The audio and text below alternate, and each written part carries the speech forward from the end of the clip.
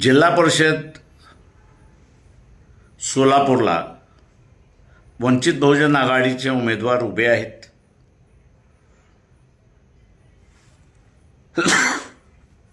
ते लढतात आहेत।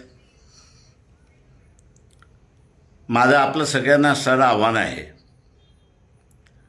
की देशाची अर्थव्यवस्था ही जर वाचवायची असेल तर कृषी क्षेत्राला वाचवणं हे सगळ्यात महत्त्वाचं आहे। प्रत्येक देश हा कृषीप्रधान आहे अशी परिस्थिती आहे आणि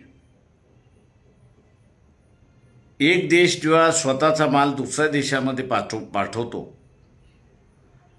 त्याचा भाव हा ठरवतो की तिथल्या अर्थव्यवस्था टिकणार की न टिकणार।